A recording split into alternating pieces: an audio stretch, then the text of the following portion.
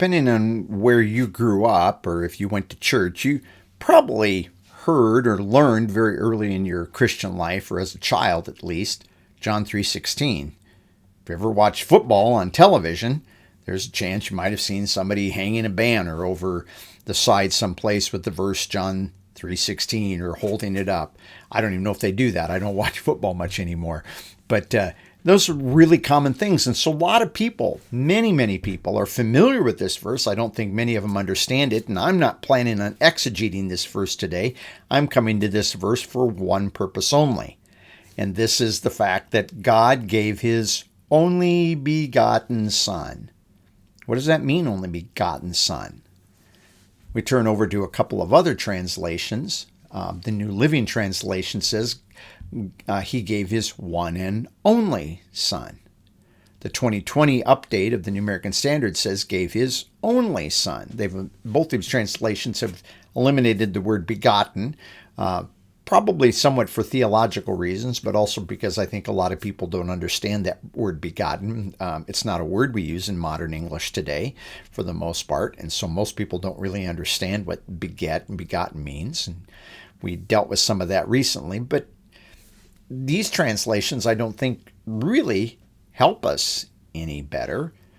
And we're going to talk a little bit today about this idea of only begotten Son. This, I think, is going to be our last video on the nature of the Son, and we're going to move on to another series after this study here today.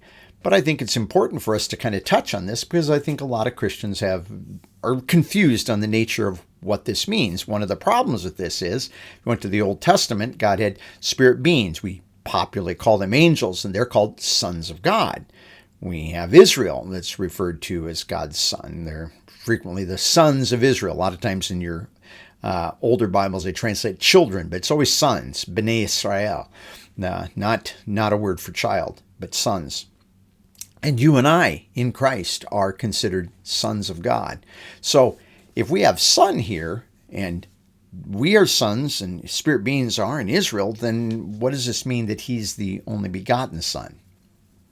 In this time, well, we're going to take a look a little bit at what's behind this word that's translated only begotten. I'm Pastor Tim Holscher, and we're going to start over here with some other texts that are going to talk to us a little bit about use this word in some other contexts. And we put in first in Luke chapter 7 and verse 12. It is referring to Jesus, that now as Jesus approached the gate of the city, there was a dead man was being carried out, and the only son of his mother, and she was a widow. And then there was a sizable crowd that is following in mourning. So here's a man, he's dead, but he's the only son of his mother. And this word, only son, the word only is translated in our word monogenes. This term, unique kind, is, I think, the way that this word would be better handled. But in this case, we certainly get it if we say the only son. She's a widow. Her husband's gone. Now her son's gone. He would have been another source of providing for her. And you and I may not appreciate in their culture, different than ours, that if you were a widow, you don't have a husband, you don't have a male child to take care of you, your situation could be quite dire because the government wasn't giving handouts to help provide for you. There was no Social Security in their culture in this way. And you might have to go out and get a job, and that job, I probably for certain, is going to pay you quite a bit less than they would pay a man to do the same job. And you might say, well, that's not fair. I can't change what happened in their culture 2,000 years ago. That's just the way it was. And so her situation would be quite dire. Jesus, of course, is going to raise the child. But the reason we come here, mostly, having explained all those background details, is simply the fact that this text describes him as her only son. And I think we get that. And so here's a place where the idea of an only son is fine. I think it communicates to us exactly what we should know. And even though the term has the idea of unique or special kind, here he's special because she's the only one she's got. If we turn over to Luke chapter 8, let's go back up here to verse 41. And there came a man named Jairus. He was an official of the synagogue, and he fell at Jesus' feet and began to implore him to come to his house, for he had an only daughter. Again, same word now is being used of a daughter. She was about 12 years old and she was dying. She's very sick. And so it's looking at her, and it uses a tense in the Greek that's talking about something ongoing. So it's not that she has died, but she's in the process of dying. In other words, the only way that she's not going to die is if Jesus would come and heal her so that she doesn't die. Okay, I think we all understand that now. But she is, it says his only daughter. So she's a special kind of daughter. How's she special? She's the only one he has. That's the idea. But see, this idea of the only son of that woman, the widow, and the only daughter of this official, they're different than the situation we have in John 3:16, because over there it calls him his only son, and yet Israel was a son, the spirit beings are sons, you and I are sons. Jesus is the only one that's a son that is special and unique, and we're going to demonstrate that now by turning to Hebrews chapter 11. In Hebrews chapter 11, verse 17, by faith Abraham, when he was tested, offered up Isaac, and he who had received the promises was offering up his, notice it says, only begotten son. Now, if you're familiar with the story of Abraham, he has another son. He has a son that's 13 years older than Isaac. His name was Ishmael. And let's go over to Genesis 25 for just a minute. I want you to go to Genesis 25, verse 1. Now, Abraham took another wife. In other words, after Sarah died, Abraham remarried. Name was Keturah. She bore to him Zimran, Jokshan, Medan, Midian, Ishbak. In other words, he has several other sons in addition to Ishmael and Isaac. And it says, verse 5, now Abraham gave all that he had to Isaac. But to the sons of his concubines, these secondary wives, Abraham gave gifts while he was still living and sent them away from his son Isaac. In other words, Isaac was going to control the flocks. He was going to control that land in which they moved the flocks around in, and all of these things. That was going to be his responsibility. And the people that worked for Abraham, they were going to become Isaac's. The rest of them, you're all going to leave. You're not going to get, maybe he gave each one of them a small bag of money. Maybe he gave each one of them one sheep or one goat. We don't know. It just says he gave gifts. But the mass of the flocks and the land, the tents, the people that work for him, all these things become Isaac's. Because Isaac is, what did we read over there in Hebrews chapter 11? Isaac was his only begotten son. Now there's another point to this. We haven't finished it yet. Verse 18. It was facing him to whom it was said, in Isaac your descendants shall be called. Ishmael had children. In fact, if we kept reading there in Genesis 25, we'd see even these other sons, that they also had children, and they became peoples that were in the lands where Israel traveled at different times. Ishmael, of course, had sons, and some of his sons were a problem to Israel as they returned from Egypt. But the people that God was going to deal with weren't going to come from Israel, and they weren't going to come from these other sons. They were going to come from Isaac alone. And so Abraham had to believe, verse 19, that God is able to raise people even out from the dead. In other words, he believed this is the son of promise. If you went over to the end of Romans chapter 4, there's an interesting statement over there about Abraham. And we always read the Genesis account, and we always think, well, Sarah was past the age of childbearing. But the end of Romans 4, Paul brings an interesting note there that even Abraham had to receive strength to conceive a child with Sarah. So whatever his problem was, he apparently realized, well, I can't do it either. And so both Sarah and Abraham supernaturally are given strength from God so that they can have their own child. And therefore he is their only begotten, or their special child, their special son, we should say. Special in the sense that he's distinct from Ishmael and these other sons. He's the son of promise.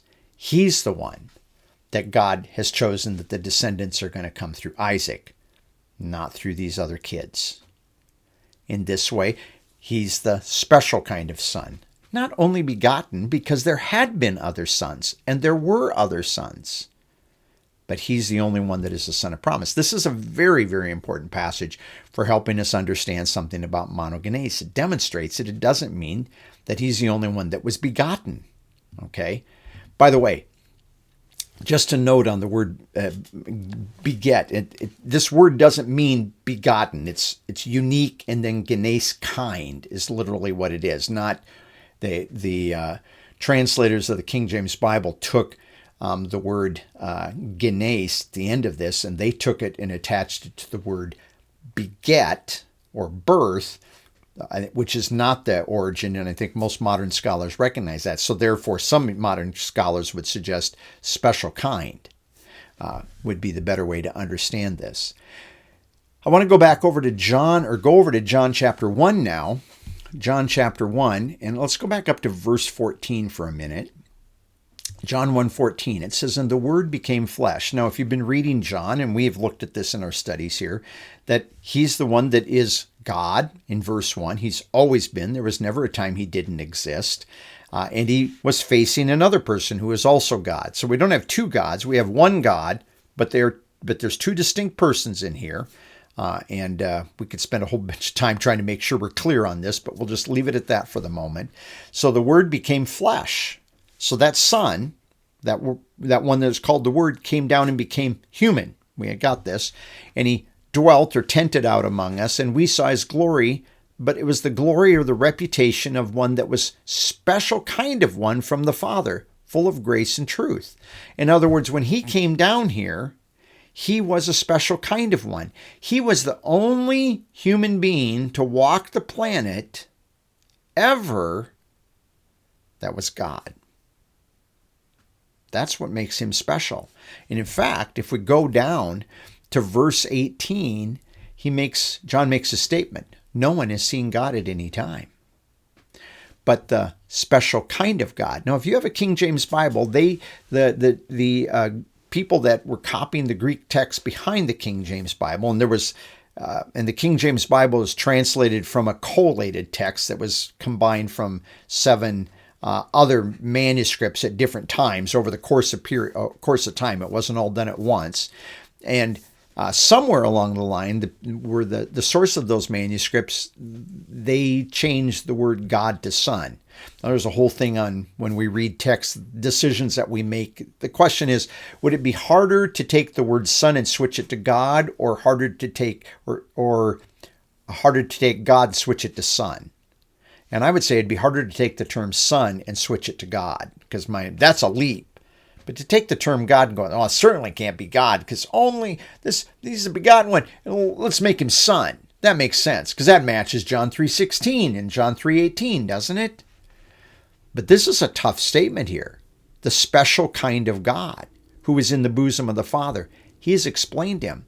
See, God the Son, the Word, came down and became a man, and he lived this God kind of life before these people. So as John could say back up in the John 1:18, we have seen that glory of a special kind of one from the Father. Well, now he's saying no one had ever seen God, but this special one that is God, he came down here, lived like a man like us, but in living that life, he was living out God life also. He was demonstrating a God kind of life, something very different than they'd ever seen before. And so this, again, is important here. It's not a person who's being begotten. He's a special kind. He's a special kind. So even if we were to go back to John 3:16, I would honestly say, I said, for God loved the world that he gave his special kind of Son. See, God had these other sons, but this Son is the only one who is God. He didn't send a flunky down here. He didn't send a created being down here. He sent the Son who is absolutely equal with him as one God, and sent him down here. That's what he did, the special kind of one. So hopefully this helps you understand a little bit about this word begotten. the problem that sometimes it creates for us in thinking about this and the way people do not get this confused. I'm telling you, it's so popular. You do run into some conflict sometimes because people do not want you to mess with this, this verse that it means so much to them. And it is. John 3:16 is not a bad verse. I don't think it's understood very often, but that aside, we're not trying to take it away. We're just trying to help us understand it better as believers. Isn't that what we want to do? Don't we want to understand the Word of God better? And if we have not understood it properly, don't we want to clarify that so we understand it accurately and understand what God really wants us to know rather than just what we think about it? Having said all of that, you need to know that this one, who is the special kind of God, he's the one that manifested God character down there. He's the one that explained what God looks like. He came down here and became one of us. And at the end of that earthly life, was rejected by mankind, went to a cross, not willingly. They took him. They took him violently, put him on a cross, crucified him. Now he subjected himself to this. He wasn't fighting it. You need to understand. He was submitting to what God had, God the Father had. But he died on a cross. He was buried and he rose again. And if you believe in him, you receive the forgiveness of sins. He ascended also, and in his human nature, sits at the Father's right hand, and God counts you as a believer, if you're a believer in him, counts you to be seated there, and you receive forgiveness there in him. And as the Son, who is God everywhere, dwells in us, we saw this in one of our last studies, dwells in us and shares with us eternal life. So we experientially get to know God and have the potential for fellowship. I hope this has been very helpful, kind of thinking about Son, what it meant for him to be the Son over the last several studies here. Hope it encourages you to have a better way of thinking and a better appreciation for the character of this person who is God, this person who became man, this person who lived this life, who he was, what he did, what he's doing, and what he will do. So as always, remembering that you sit at the Father's right hand, you can, in your thinking, as you remember and think about being there, in him you have the potential to have a good day. It doesn't make the day down here better, but it changes the way you think about it so that it's better in that regard. And as always, thank you for joining me.